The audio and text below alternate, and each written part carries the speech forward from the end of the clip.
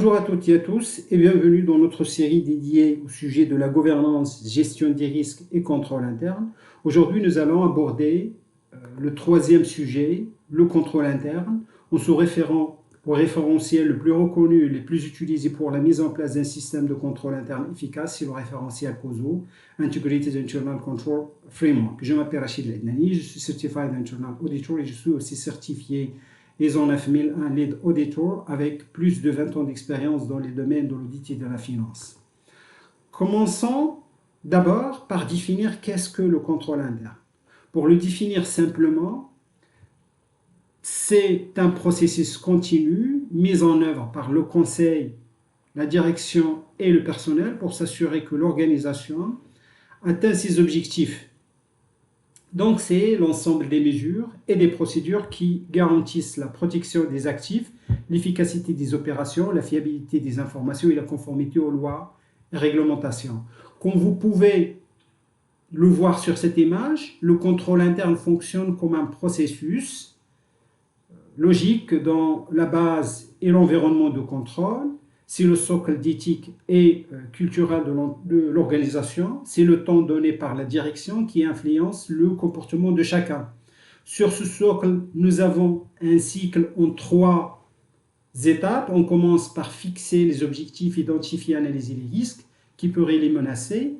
Ensuite, on met en place des contrôles concrets pour gérer ces risques. Et puis, on surveille et on améliore constamment le processus pour qu'il reste efficace. Au centre de ce cycle se trouve l'information et la communication qui agissent comme le moteur de tout le système.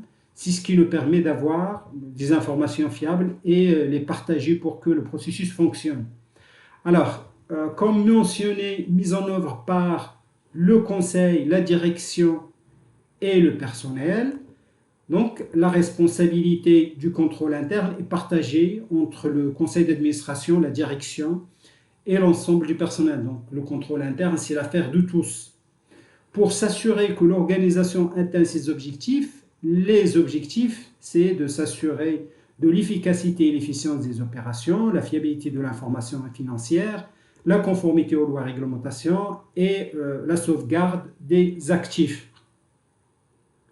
Maintenant que nous avons une vision globale du contrôle interne, nous allons explorer le référentiel COSO, le plus reconnu et utilisé au monde, comme j'ai mentionné à l'introduction de cette vidéo, pour mettre en place un système de contrôle robuste et efficace.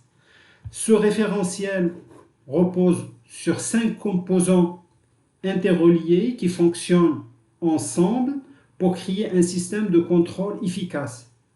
Ces composants que vous voyez affichés sont l'environnement de contrôle, l'évaluation des risques, les activités de contrôle, l'information et communication et le pilotage.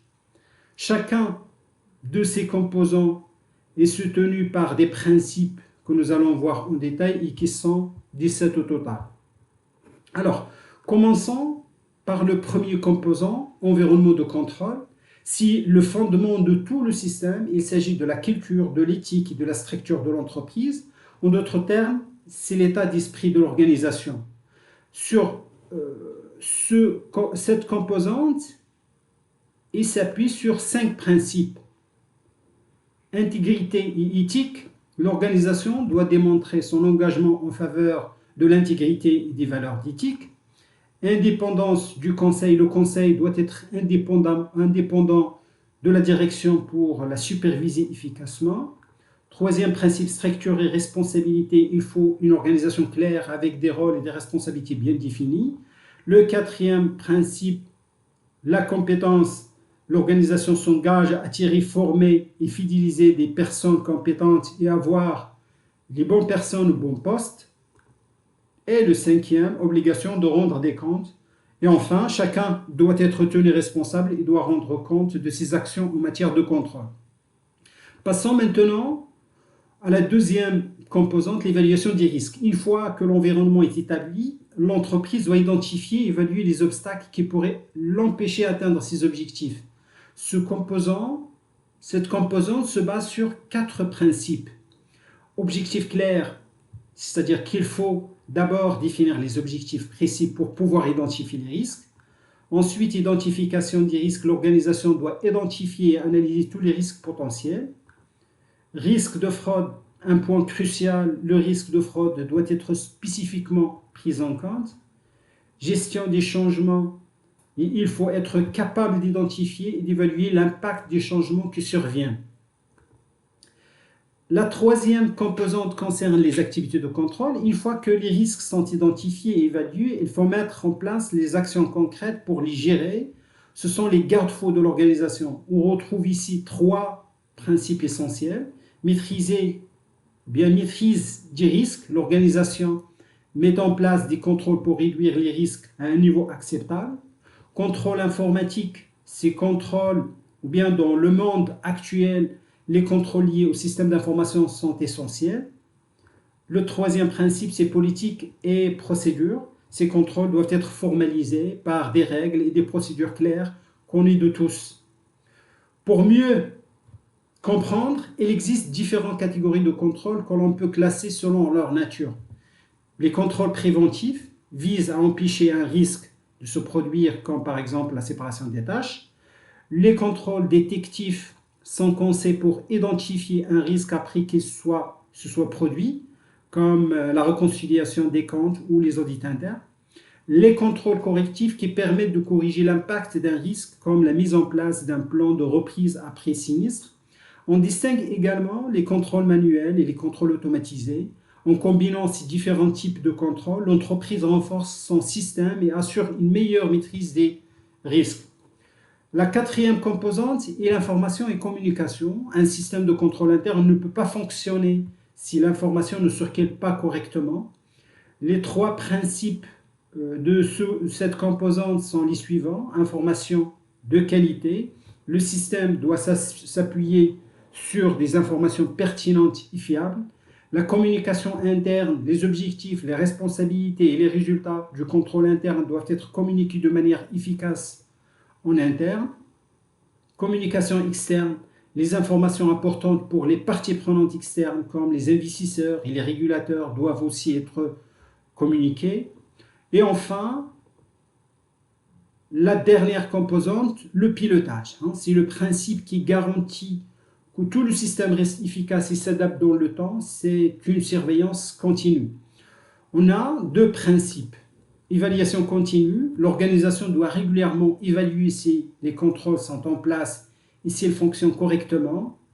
Communication des défaillances, et quand une faille est détectée, elle doit être communiquée sans délai aux bonnes personnes pour qu'elle soit corrigée. En résumé, ces 5 composants et 17 principes sont interdépendants. L'environnement de contrôle pose les bases, l'évaluation des risques identifie les menaces, les activités de contrôle agissent, l'information et la communication assurent la circulation des données et le pilotage permet d'améliorer le tout en continu. C'est l'efficacité de ces 5 composants qui garantit un système de contrôle interne performant. Et voilà donc notre vidéo sur le contrôle interne de la série Gouvernance, gestion des risques et contrôle interne. Nous allons maintenant montrer comment ces 3 processus sont interconnectés.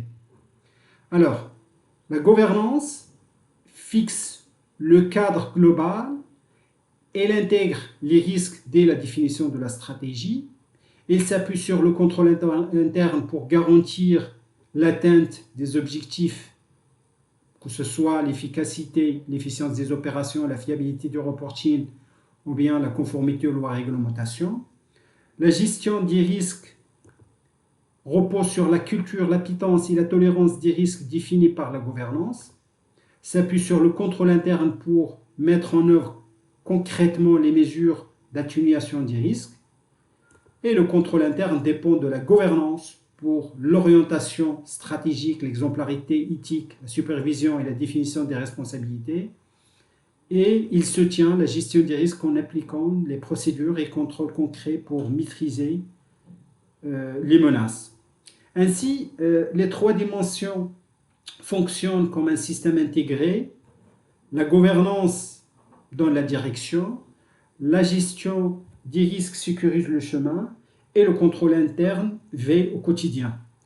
Pour s'assurer que cette architecture intégrée fonctionne de manière efficace, l'organisation a besoin d'une évaluation indépendante.